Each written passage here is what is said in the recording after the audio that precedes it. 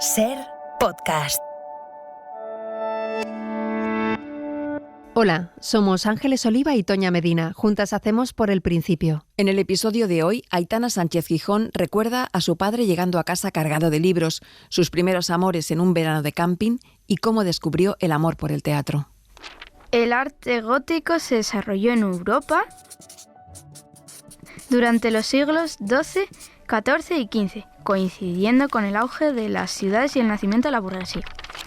Me gustaba estudiar, no me importaba hacer deberes, me gustaba sacar buenas notas y a veces me angustiaba y me estresaba, claro, porque me exigía mucho, ¿no? Pero sí. Esa niña estudiosa es Aitana Sánchez Gijón, actriz de teatro, cine y televisión, que se hizo popular por su papel en la serie Segunda Enseñanza en los años 80 y después empezó una carrera en la que ha trabajado con directores como Pedro Almodóvar, Fernando Colomo o Vigas Luna. Protagonizó junto a Keanu Reeves la película Un paseo por las nubes y en teatro ha trabajado con directores como Miguel Narros o Mario Gas. Aitana creció en una casa abierta, con un ambiente intelectual y politizado, de madre italiana y padre gaditano. Ella era deportista y estudiosa y acompañaba a su familia a pegar carteles en la incipiente democracia española. En unas clases extraescolares descubrió lo que dibujó su camino en la vida, el teatro. Por el principio. Por el principio. Por el principio. Aitana Sánchez Gijón nació el 5 de noviembre de 1968 en Roma, donde se había exiliado su padre, y también Rafael Alberti.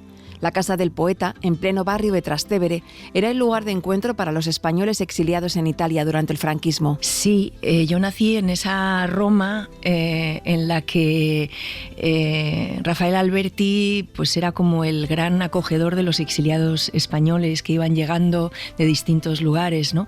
Mi padre llevaba ahí ya unos meses. Conoció a mi madre, una italiana de Pescara, se enamoraron y ahí nací yo. Y a raíz de esta amistad con Rafael y sobre todo con su hija, con Aitana Alberti, pues de ahí sale mi nombre. Ella es mi madrina. Aitana recibió como regalo unos versos escritos por el poeta, que vinculaban su nacimiento con un inminente amanecer en la democracia española. Me escribió un poema. Un poema, me dibujó un poema además. Es un cuadro lleno de colores, con esas letras tan características de Rafael. Y era un poema en el que él proyectaba un poco ese deseo de ese mundo nuevo, de ese amanecer, de ese mañana más luminoso y no tan oscuro como el que ellos estaban viviendo, ¿no? Proyectado en esta niña de un año que podía simbolizar un poco ese futuro que todos esperaban. Y bueno, tuvieron esa relación en ese momento. Luego ya más mayor, como a los 19 años, tuve la suerte de hacer una función de Rafael, que era el hombre deshabitado, y que protagonizaba José María Rodero, nada más y nada menos. Y Rafael estaba entusiasmado porque era un auto sacramental sobre la vida, el deseo, la muerte, la mujer, la tentación y tal. Y este auto sacramental no se había representado desde antes de la Guerra Civil. Entonces recuerdo a Rafael que nos seguía a todos lados como si fuera un miembro más de la troupe. Se venía de bolos con nosotros. Sí. Se llama, está dedicado a mí y dice para Aitana la niña nueva y es Aitana, estrella naciente hispano-italiana. Aitana, estrella naciente hispano-italiana. Nuestro triste hoy será luz mañana. Aitana, tú, luz de mañana. Duerme, Aitana, hoy. Despierta mañana, Aitana.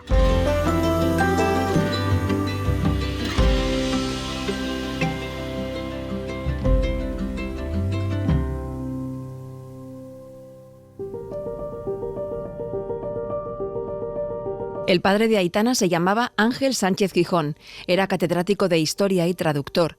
Miembro del Partido Comunista, se exilió en Italia en los años 60. Allí fue profesor de español en distintas instituciones. Yo sé que estuvo en un primer momento no sé cuánto tiempo, yo creo que a principios de los 60, y después volvió una segunda vez y ahí se tiró más tiempo y trabajó para la FAO, trabajaba como traductor, también daba clases como profesor de español y bueno, y de ahí surgió un poco esa vida italiana de la que yo soy fruto, ¿no? Durante este periodo en Italia hizo sus primeras manifestaciones públicas contra la dictadura franquista. En una de sus visitas a España a principios de los 60, fue detenido y condenado por el Tribunal de Orden Público a 2 años de prisión y multa por asociación ilícita. Tras salir de prisión, regresó a Italia. Le pillaron haciendo como pasquines en contra de la invasión de Bahía Cochinos en Cuba y lo metieron unos meses en Carabanchel y después estuvo en arresto domiciliario. Y recuerdo que estaba en Cádiz, en casa de su hermana, con todos sus sobrinos, mis primos, y que era como era una familia también muy tradicional, la de mi tía, pero bueno, lo acogieron en casa porque era el lugar más cómodo, más grande, más, en fin, para que él pudiera estar, ¿no? Y pasó un tiempo ahí en casa de su hermana Pepa, rodeado de estos sobrinos que, sobre todo mi primo Salvador, recuerda. O sea, le influyó mucho esa convivencia con mi padre en ese momento y tenían largas charlas y le abrió también como un poco la mente la cuestión política, intelectual, y discutían mucho porque Salvador tampoco era del mismo palo que mi padre, pero bueno, como que recuerdan mis primos o algunos de mis primos a mi padre como ese ser de otro planeta que había aterrizado en esa familia más tradicional y que se llevaba muy bien con todos los sobrinos y que la convivencia fue una experiencia para todos.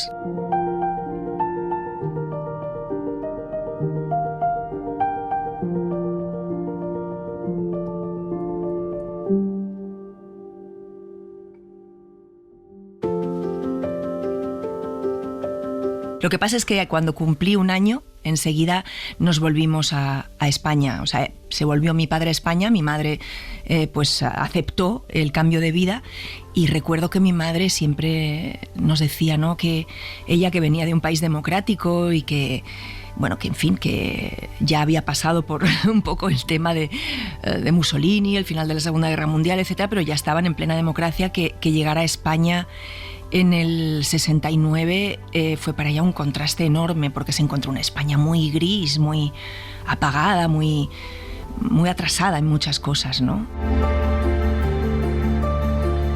Pues ella llegó además sin hablar castellano. O sea que en realidad mi lengua madre es el italiano, yo creo, vamos, porque porque ella me hablaba en italiano, yo nací allí y bueno, mi padre me hablaría en castellano, pero a mí la lengua que me llegaba materna era el italiano, hasta que mi madre poco a poco fue aprendiendo el castellano sobre la marcha y fue convirtiéndose pues mi primer idioma y el de mi hermano, ¿no? Pero bueno, por suerte lo hablo, yo creo que precisamente por eso, porque de pequeñita me empapé de esa italiana que no hablaba ni una palabra de español, ¿no? Y ella pues yo creo que sí que fue difícil y duro para ella, porque además tampoco conocía a nadie y se tuvo que hacer pues un grupo de amistades. La madre de Aitana Sánchez Gijón se llama Fiorella De Angelis, italiana de Pescara, era profesora de matemáticas. Mi madre es una mujer bellísima, por un lado, una italiana de pura cepa, que sin embargo, bueno, pues después de casi 50 años aquí, más en realidad, pues se siente también muy española, ¿no? Pero tiene su acento italiano bien enraizado, no lo ha perdido. Y es una mujer que fue muy moderna y muy libre en su época, aunque venía de una familia, bueno, de la pequeña burguesía italiana y más tradicional. Al conocer a mi padre, pues se le abrieron, bueno, muchas puertas, ¿no? y percepciones del mundo en el que vivía y empezó ella también a tomar conciencia de cuestiones políticas.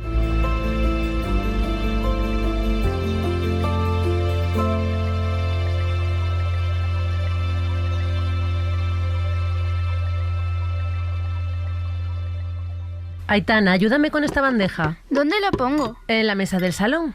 ¿Has visto mi chaqueta? No está en la silla. La vi hace un rato. Pues no, ahí no está. Aitana, ¿has visto mi chaqueta? ¿Qué chaqueta? La de punto gris. No, no la he visto. Pues vaya misterio. Alguien la ha tenido que coger. No entiendo cómo desaparecen las cosas en esta casa. Luego vuelven a aparecer, no te quejes tanto.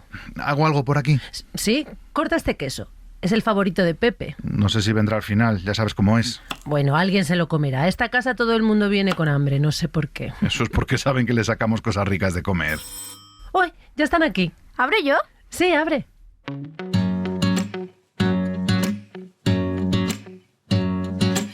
Esta cosa política, cultural en la que ellos se movían. Mi padre era profesor de historia, aparte de traductor del italiano al castellano, y se movían en unos ambientes pues, de mucho activismo político y también en círculos intelectuales y de artistas. Y yo recuerdo mi casa siempre llena de gente. Por ahí pasó todo el mundo, ¿no? Yo eso lo he heredado de mis padres. Tengo una casa muy abierta y siempre está llena de amigos, porque recuerdo que era, pues eso, ya en un momento dado me iba a la cama, claro, pero ahí se montaban unas reuniones y unas charlas y unos... Bueno, era una casa llena de vida, ¿no? y de movimiento.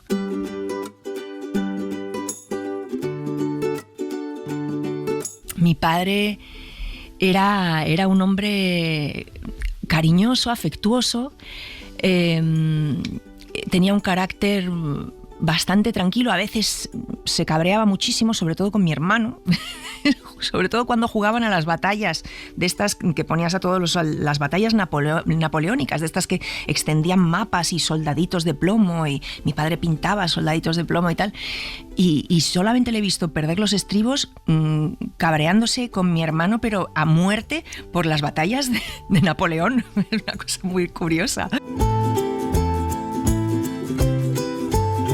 Pero por lo demás era un hombre muy...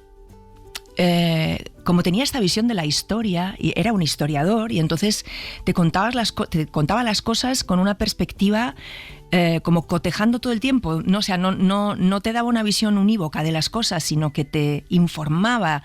Por ejemplo, él compraba varios periódicos cada día. No solamente el que le gustaba o por el que sentía afinidad ideológica, sino también todos los demás, y para cotejar y comparar qué decían unos, qué decían otros. Entonces, en ese sentido, creo que tenía una visión, tenía la cabeza muy abierta y una visión como un poco como desde fuera, ¿no? Nos animaba a pensar por nosotros mismos. Quiero decir que nos explicaba las cosas, y en eso le echo mucho de menos, porque como que me clarificaba mucho la situación. A veces eso, no sé qué pensar, o no sé qué, siento que no tengo la información suficiente, o que me falta cultura suficiente para comprender las cosas, y lo echo mucho de menos.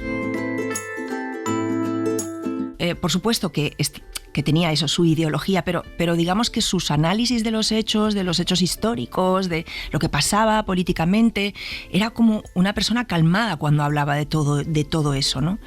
Y era un hombre que creía profundamente en la democracia, que evidentemente venía eso de una posguerra muy dura, aunque él personalmente vivió en una familia de un funcionario, ama de casa, que no padecieron tanto como otras familias, pero tenía esa conciencia de conquista, ¿no? De haber conquistado algo muy importante, ¿no? A raíz de la democracia.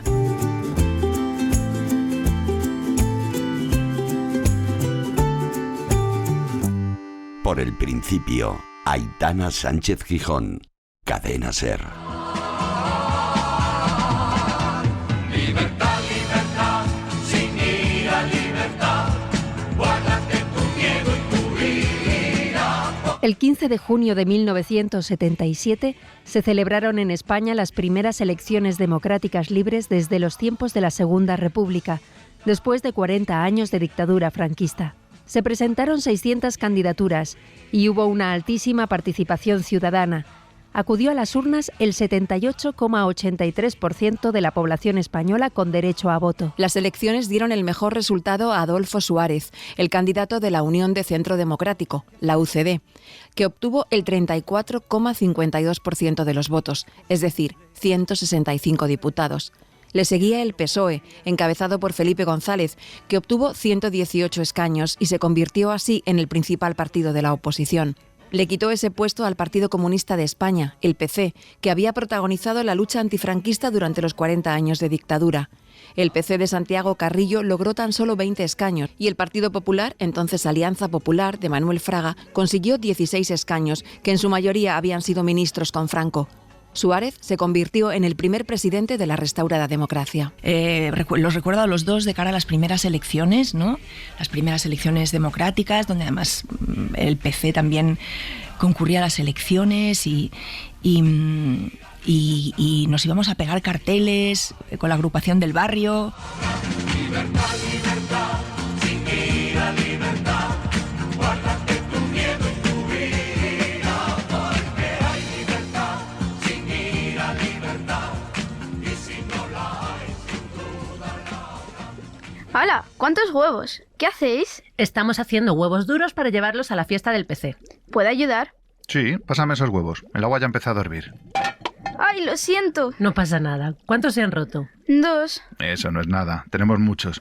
Toma, límpialo con el trapo. Gracias. ¿Y vais a regalar los huevos o los vais a vender? No, a regalar. No van a ser huevos normales. Van a ser rojos. ¿Rojos? ¿Cómo? Los vamos a teñir con la remolacha. Toma, ¿quieres ayudarme a cortarla? Sí. Cuidado, no te cortes. Y las fiestas del PC, que en casa teñíamos huevos duros, hacíamos docenas de huevos duros y los teñíamos de rojo. y se daban en la fiesta del PC.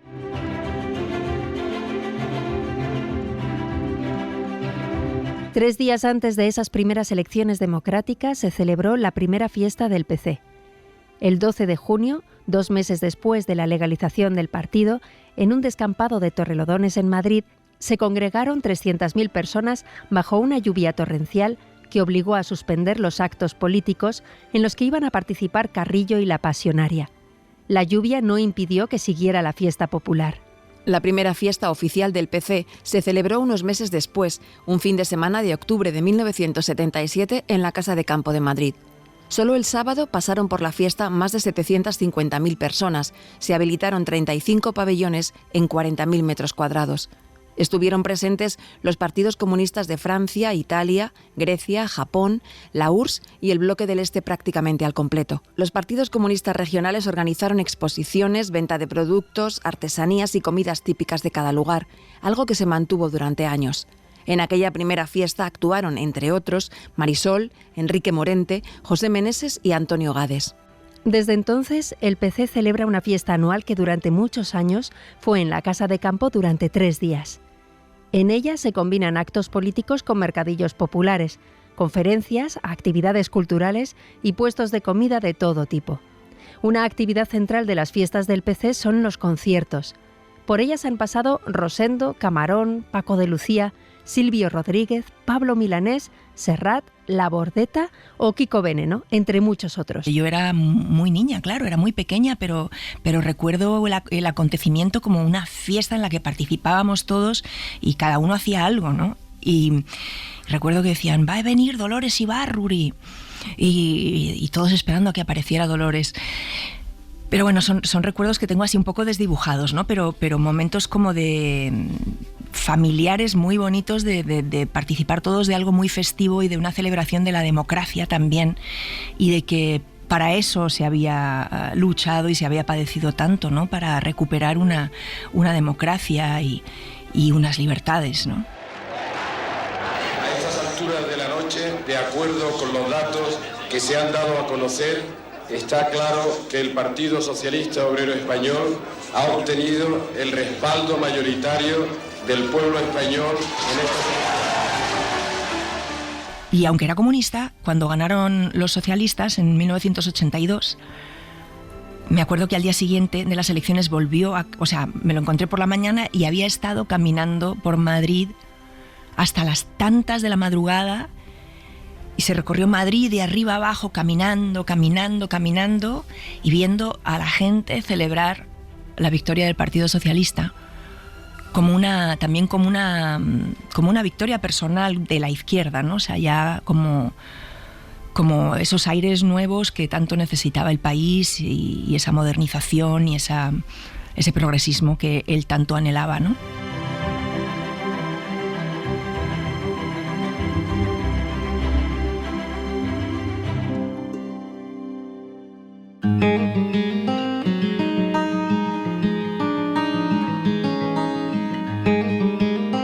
En los años 70, la Asociación de la Prensa de Madrid, dirigida por Lucio del Álamo, se embarcó en un proyecto faraónico que finalizó con la construcción de la Ciudad de los Periodistas, una urbanización de 5 bloques de viviendas al norte de Madrid. Los pisos tenían precios muy por debajo del mercado y llegaron a los más de 700 asociados que lo solicitaron. Eran un 75% de los miembros de la entidad en aquellos momentos. Los promotores no supieron controlar los costes y estos se dispararon hasta el punto de que la Asociación de la Prensa de Madrid, la APM, se endeudó muy por encima de sus posibilidades. El resultado fue que la APM perdió una parte considerable de su prestigio y credibilidad y no tuvo más remedio que hipotecar su patrimonio más valioso y preciado, el Palacio de la Prensa de la Plaza de Callao de Madrid. Esto forzó a Lucio del Álamo a presentar su dimisión en 1983. Fue relevado por el periodista Luis María Ansón, en aquellos momentos presidente director general de la agencia EFE. La Ciudad de los Periodistas se convirtió en una urbanización para familias de clase media alta, con piscinas, jardines e instalaciones deportivas. Mi tío Antonio, que sí que era periodista y trabajó en El País durante muchos años, y entonces la Asociación de la Prensa, que tenía esta colonia de pisos, pues era como que tenías derecho a 2 pisos si eras miembro de la Asociación de la Prensa. Entonces mi tío pues compró un piso para nosotros, vamos, lo compraron mis padres, pero digamos que aprovecharon esta oportunidad y ahí estuvimos muchísimo tiempo. En realidad, cuando me independicé, pues salí a los 24 años más o menos de ahí. Era una vida realmente para un niño perfecta, porque pues sí, eran como unos edificios muy altos de 17 pisos, de hecho yo vivía en el piso 13, y en el centro pues había parques, había un polideportivo con canchas de frontón, de tenis, de fútbol, piscinas. Y claro, sí, teníamos un pandillón, nos soltaban y nos decían a tal hora subes. Y recuerdo que la familia Prados, que creo que vivían en el quinto, que eran como 10 hijos, pues para que subieran a comer salían por el balcón y tocaban la campana y todos los Prados iban subiendo uno tras otro, ¿no? Pero era tan así que es que nos dejaban pues con pocos años, que ahora no ves a un niño solo en un parque, claro, ni loco, ¿no? Pero en ese momento nos soltaban y luego subíamos a comer o subíamos ya a la hora de recogerse por la tarde, ¿no? Aitana, ven a jugar. Que no, hombre, que tengo que estudiar. Venga, Aitana, ven. No, que tengo examen mañana, tengo que estudiar un montón. ¡Porfa! No, luego lo hago. Pues sí, además como las tres nos llamamos Ayanta, Aitana y Almudena, pues somos como la triple A y nos toman mucho el pelo con esto.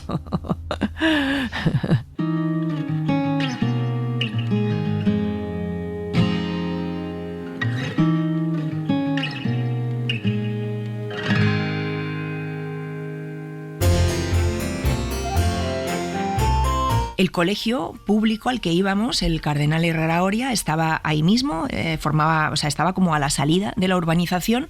Entonces, pues yo iba caminando cada día al colegio, tardaba 15 minutos en ir y 15 en volver. Y todos mis amigos, prácticamente todos los que vivían en la ciudad, pues iban al Herrera. Otros iban al Mirasierra, otros iban... Pero vamos, que entre 3 o 4 colegios nos repartíamos todos los de la colonia, ¿no? A mí me gustaba mucho estudiar y me sigue gustando estudiar. De hecho, esta esta profesión de actriz me da la posibilidad de seguir estudiando y de tener la excusa de repente indagar en un... Mira, por ejemplo, ahora estoy preparando un recital de Miguel Hernández y como estudiante de filología que fui durante un breve lapso de tiempo, pues tener la oportunidad de meterme a saco en esa generación del 27, en la vida de Miguel, en su poesía, en todo, en ese momento histórico, bueno, pues me está apasionando. Entonces, sí, es algo que conservo desde la infancia.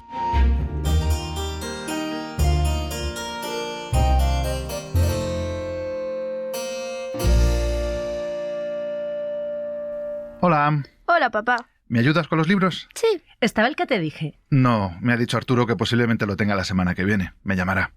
¿Has traído algo para mí? Sí. Espera que apoye todo esto en la mesa y lo busco. ¿Cuál es? No seas impaciente. A ver, aquí está. Uno de Julio Verne. Los hijos del Capitán Grant. Como te gustó tanto el de la isla misteriosa, te he traído este. ¿Te gusta? Sí, gracias. Tenemos unos cuantos de Julio Verne en casa, ¿no? Sí, pero he visto este en la librería y no me he podido resistir. ¡Qué peligro tienes! La librería Antonio Machado se fundó en el centro de Madrid durante el tardofranquismo, en el año 1971, en un local que anteriormente se destinaba al comercio de sombreros. Nació como un lugar de encuentro donde se ofrecían conciertos, exposiciones, mítines políticos, coloquios y presentaciones de libros. Fue un lugar de peregrinación para mucha gente que buscaba en ella libros prohibidos durante el final del franquismo. En la Antonio Machado se celebró la primera exposición de Miquel Barceló que hubo en Madrid, o se presentó, por ejemplo, el primer libro de Woody Allen y el de Humberto Eco. El padre de Aitana Sánchez Gijón acudía a la librería a llenarse de libros. Tenía cuenta en la librería Antonio Machado y cada 2 meses venía cargado de libros y los apilaba encima de la mesa y se los ventilaba uno tras otro vorazmente. Y bueno, pues yo me asomaba a esa biblioteca nuestra que inundaba toda la casa y le pedía, bueno, a él y a mi madre, porque mi madre también era y es una lectora, vamos, empedernida. Pues entre los dos iba pues teniendo mi propio gusto literario y iba descubriendo. Empezaron por cuando era más pequeña, pues La Isla del Tesoro, después Arthur Conan Doyle, pues no sé, todos los libros de aventura, Julio Verne, por supuesto, en fin. Me acuerdo que a los 13 vi Los Miserables en la biblioteca y dije, papá, ¿y este libro? Este es un novelón. Léetelo. Y cuando lo pillé por banda me lo leí, a los 13, 14 años, pero madre mía, yo creo que me tendría que haber avisado de que bueno, era una lectura, en fin, para una niña de 13 años... muy apasionante por el lado de aventura y tal, pero que tenía todas otras partes que eran unas digresiones sobre pues cómo se hizo el metro de París y de repente 150 páginas contándote no el metro, sino el alcantarillado de París y tal. Entonces, bueno, yo creo que mi padre pensaba que yo podía leer cualquier cosa, pero ahora lo pienso y digo, fui un poco precoce con ciertas lecturas, ¿no?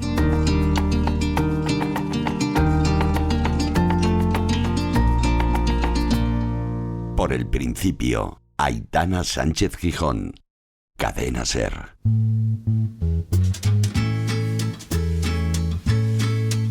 Pescara es una ciudad italiana a orillas del Adriático, con más de 20 kilómetros de costa. Es uno de los lugares más importantes a nivel económico y comercial de la costa adriática y uno de los destinos favoritos del turismo italiano. De allí era originaria la madre de Aitana Sánchez Gijón. Bueno, mi abuela había fallecido hacía ya muchos años y mi abuelo se había vuelto a casar con Biche, con una mujer maravillosa, y íbamos, no todos los veranos ni mucho menos, íbamos cada 2, 3 años y sí, íbamos a Pescara, que es una ciudad de mar, como con una playa enorme. Las playas en Pescara son muy distintas a las de España, en Italia, quiero decir. Son como que hay lo que llaman ellos stabilimenti al mare, ¿no? Que son como cada chiringuito, kiosquito tiene todas sus sombrillas y sus tumbonas, y entonces no hay casi espacios libres para que pongas la toalla por tu lado. Es todo como que forma parte de cada chiringuito que tiene su trozo de playa y está plagado de tumbonas y de sombrillas. Pero para nosotros era una fantasía, o sea, era el mejor plan del mundo. Porque bueno, pues llegabas ahí, te comías tu pizzeta, luego por la tarde ibas a comerte un helado y era mar.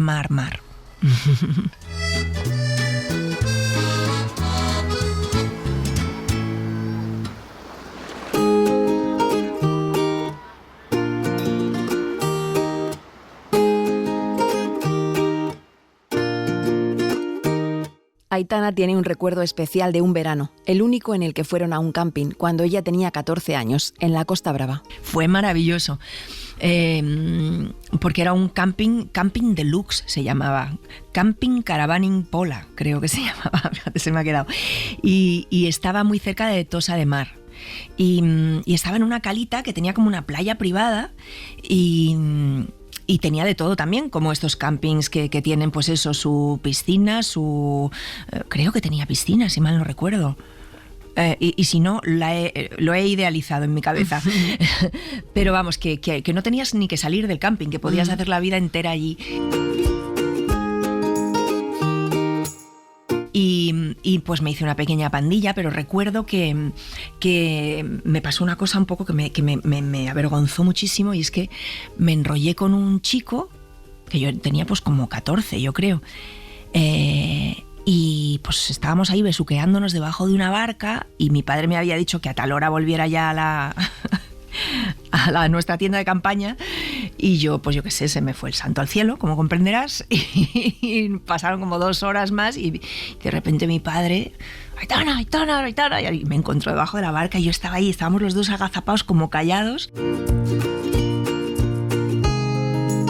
Pero mi padre no era o sea, no era porque, ¿sabes?, que estuviera con un chico dándome besos, sino porque es que llevaba 2 horas esperando a que volviera. Pero a mí me sentó fatal, me sentí como muy avergonzada porque mi padre me hubiera pillado así debajo de una barca.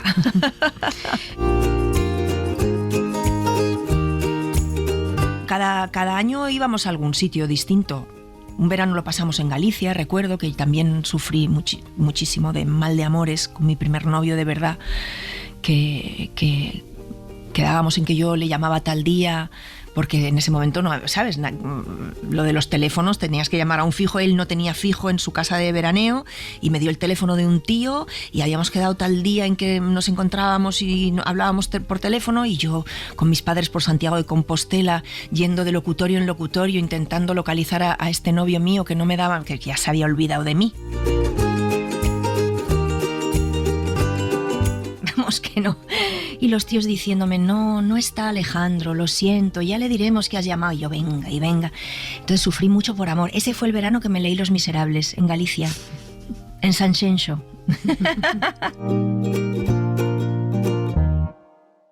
Aunque mis ojos ya no puedan ver ese puro destello que en mi juventud me deslumbraba.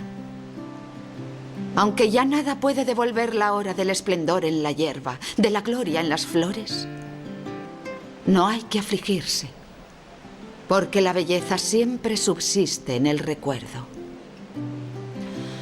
Bueno.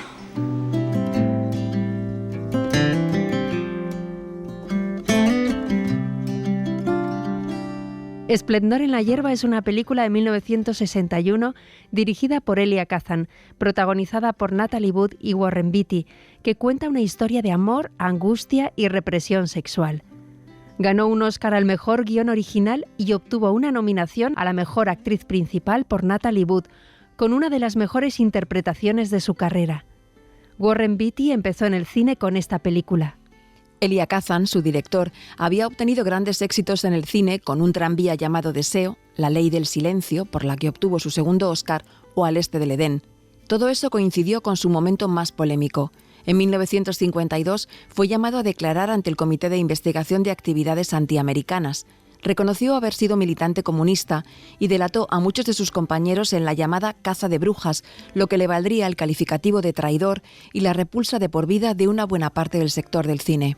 Aitana Sánchez Gijón se sentaba a ver Esplendor en la hierba con su madre muchas veces. La veíamos cuando la echaba Televisión Española y luego pues supongo que tendríamos el VHS.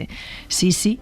Y la veíamos, y con mi amiga Yanta también, que era otra loca de Esplendor en la hierba, que es otra de mis grandes amigas, que sigue siéndolo a día de hoy, pero que nos conocemos desde que nacimos. Y me hacía sufrir espantosamente, pero al mismo tiempo, ¿sabes? Ese morbo en la lágrima y en el sufrimiento. Pero me parece una historia tan tremendamente triste, ese amor imposible, ese amor truncado, ese reencuentro de Natalie Wood con este hombre, con Warren Beatty. No sé, me daba mucha pena. Y la recuerdo, hace mucho que no la veo, ¿eh? Me gustaría volver a verla, a ver qué me pasa ahora.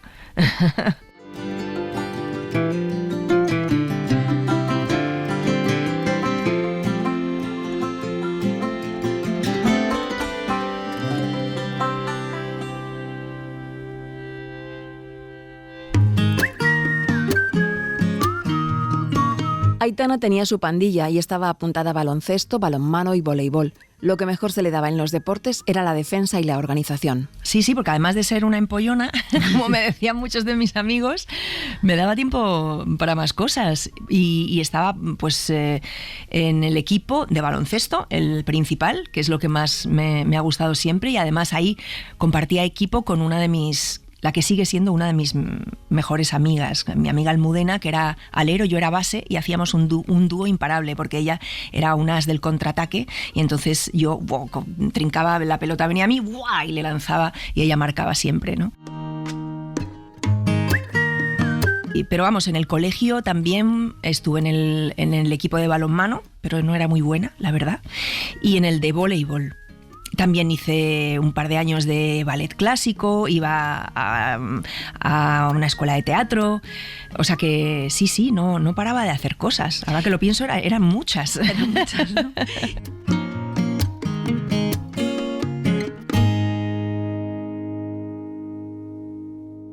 ¿Qué tal ha ido el primer día de teatro? Muy bien, mamá. Tenemos un profesor muy divertido. ¿Cómo se llama? Óscar nos ha dicho que la semana que viene haremos sombras chinescas. Oye, suena muy bien. Y hoy ha puesto música y teníamos que bailar muy despacio por toda la sala. ¿Y los compañeros qué tal?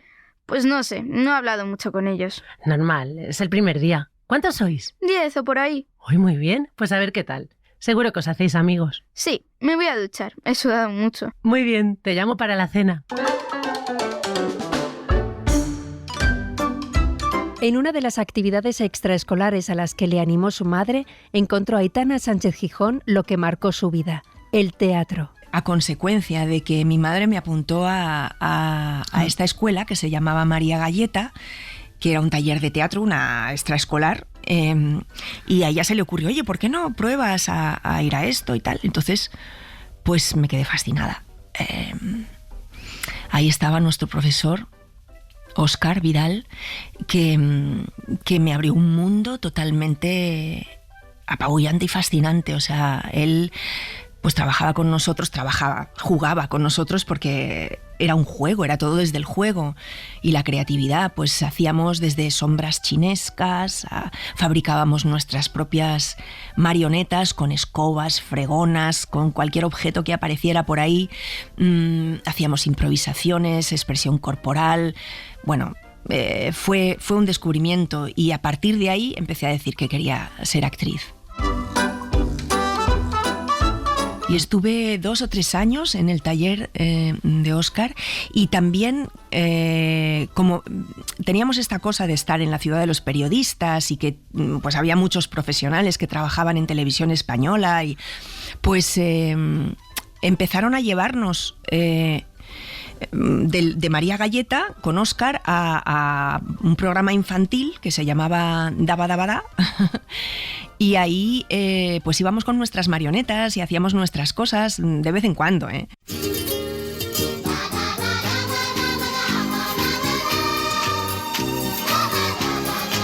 Daba Daba Daba Da fue un programa de contenido infantil y juvenil emitido en televisión española entre los años 1982 y 1984.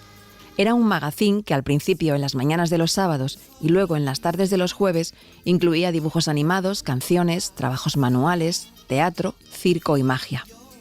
En Daba Daba Da debutó el bailarín Joaquín Cortés con tan solo 12 años, haciendo coreografías de los éxitos musicales infantiles. Y en una sección de pequeños nuevos talentos debutó la cantante Marta Sánchez con 15 años. Y no sé, a raíz de eso pues me cogieron en Televisión Española para hacer el informativo juvenil Nosotros, que era como un telediario infantil que presentábamos entre varios chavales y chavalas.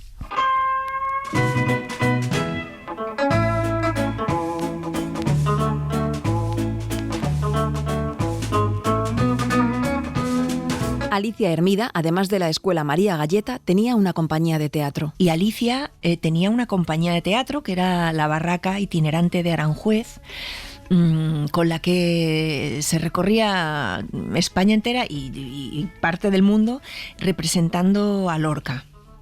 O sea, recuperó el espíritu de la Barraca, pero bueno, la Barraca de Lorca y de las misiones pedagógicas eran llevar a los clásicos a todos los rincones de España, y ella lo que hizo fue llevar a Lorca.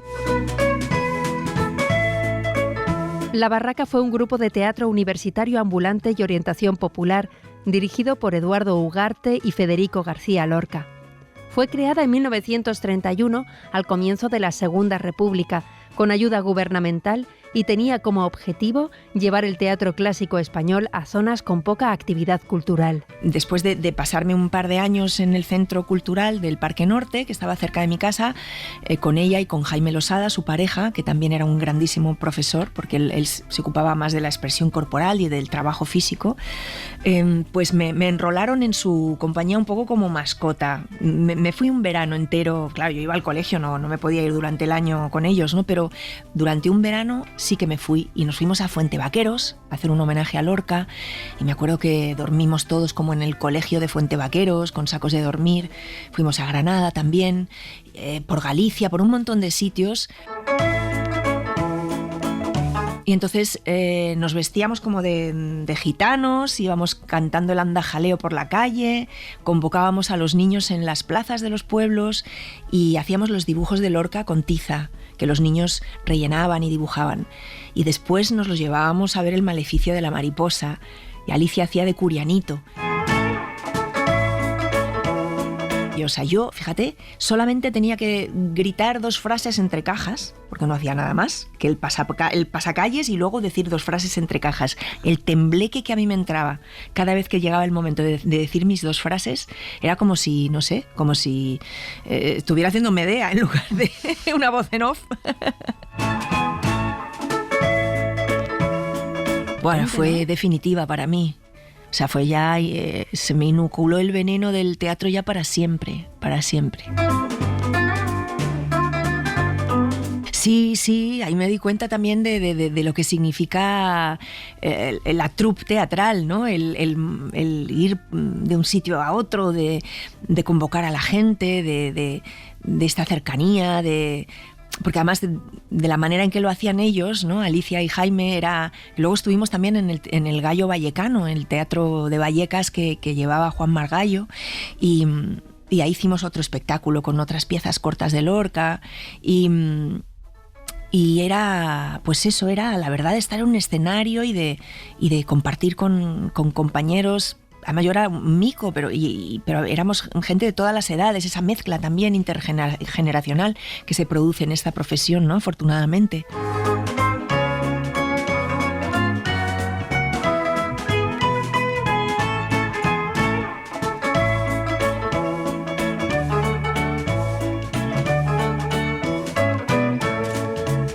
Por el principio, Aitana Sánchez Gijón, Cadena SER.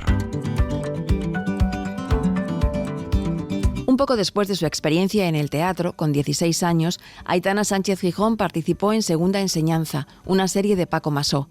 La guionista y protagonista de la serie era Ana Diosdado y la música era de Antón García Abril. Segunda Enseñanza sirvió de presentación para un grupo de actores y actrices jóvenes que llegarían a ocupar lugares importantes en el cine y el teatro español, como Maribel Verdú, Jorge Sanz, Amparo Larrañaga, Javier Bardem, Ana Torrent o Gabino Diego, además de Aitana Sánchez Gijón. Pues otra de las ventajas de vivir en la ciudad de los periodistas y que un productor de televisión, Álvaro Santamarina, pues que era amigo de mi padre del barrio, pues sabía que Pedro Masó andaba haciendo casting y buscando a gente para esta serie de institutos, ¿no? Y pues le habló a Pedro Masó de mí y me convocó para unas pruebas y tuve la suerte de que me cogió. Pero sí, estaba aterrada, estaba aterrada. Recuerdo el primer día de rodaje que se me salía el corazón por la boca. Pero es una sensación que recuerdo que eso, desde esas cajas que te decía ahí de bolos con Alicia a ese primer día con Pedro, es algo que me ha acompañado durante toda mi vida profesional. Esa sensación de no voy a poder, no voy a ser capaz, me va a paralizar el miedo, estoy aterrada, no me va a salir la voz del cuerpo y no me voy a equivocar todo el tiempo y no voy a ser capaz. O sea, ese terror, ese vértigo es algo que me acompaña desde pequeñita, fíjate.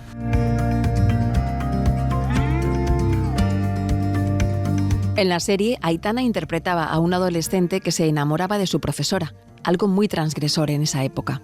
Sí, de hecho a mí misma también me sorprendió. De repente me pareció una cosa curiosísima. O sea, yo ni me había planteado que una chica se pudiera enamorar de otra, fíjate. O sea, con todo lo abiertos y liberales que eran en mi casa, pero era algo que no...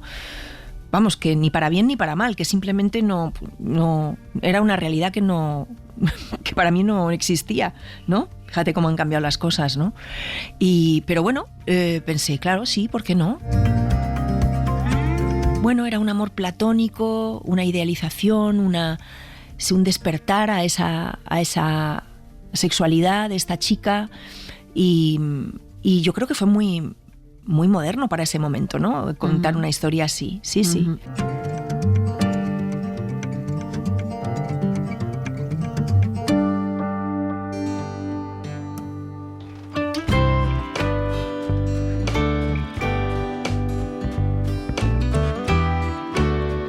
Después de Segunda Enseñanza, Aitana hizo pequeños papeles en teatro y en cine, hasta que llegó la película que la dio a conocer, Bajarse al Moro, de Fernando Colomo, en 1989. Yo seguí estudiando. Yo de hecho, después de hacer Segunda Enseñanza, Juan Diego, que me escogió como un poco como mentor, él era... le gustaba mucho como... alentar a ciertos actores jóvenes que de repente a él le interesaban o veía ahí una vocación o alguna capacidad que él sentía que podía ayudar a hacer despegar, ¿no? Entonces recuerdo que en Segunda Enseñanza Juan me decía, ¿por qué te quieres dedicar a esto? O sea, me hacía como interrogatorios, ¿no?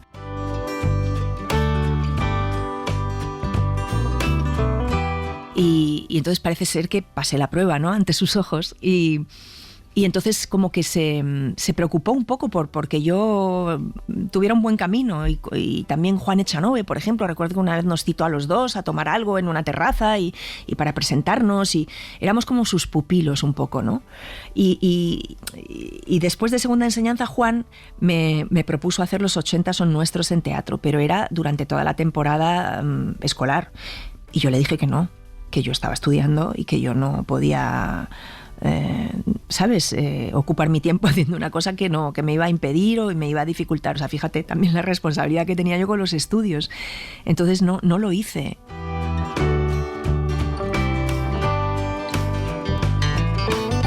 Pero luego ya más adelante ya sí que pude compaginar estudios con trabajo y no... Pero es verdad que llegó un punto que yo había empezado a estudiar filología que ya trabajaba mucho.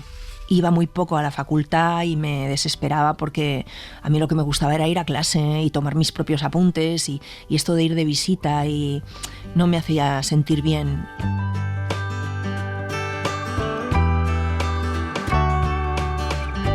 Coincidió con una época de huelgas muy muy fuerte, entonces tuve poquísimas clases durante los 2 años, entonces era una sensación muy extraña, era como no estar realmente en la universidad, así que pensé, bueno, yo en realidad estudio porque me gusta leer y por tener una formación, pero bueno, voy a seguir leyendo, seguramente no será lo mismo, pero es que ya está claro que mi camino es este, ¿no? Entonces lo dejé y les pedí un disgusto a mis padres.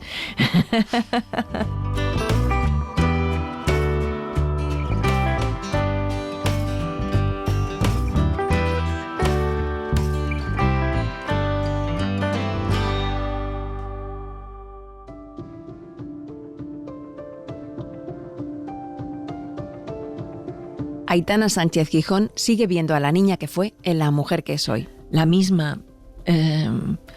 Sí, me sigue temblando el cuerpo cada vez que empiezo un proyecto nuevo.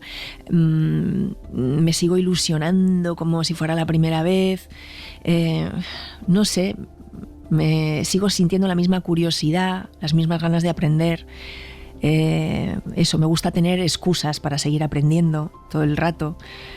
Y sigo necesitando mucho tener mi núcleo de gente querida, de amigos, de familia en los que me siento acogida y bueno, que son el centro de mi vida en realidad, ¿no?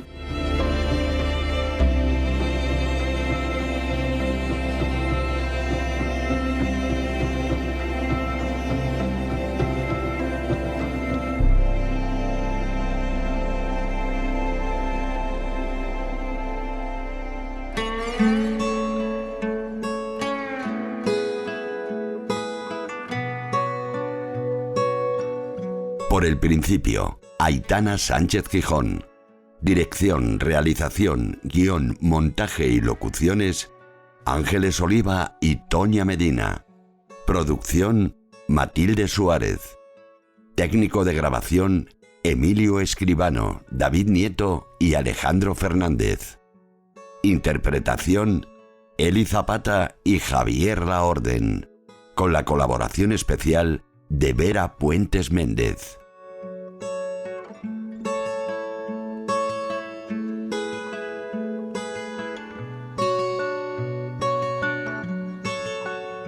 Suscríbete a Por el Principio. Todos los episodios y contenidos adicionales en la app de Cadena SER y en nuestros canales de Apple Podcast, Spotify, iVoox, Google Podcast y YouTube. Cadena SER. La radio.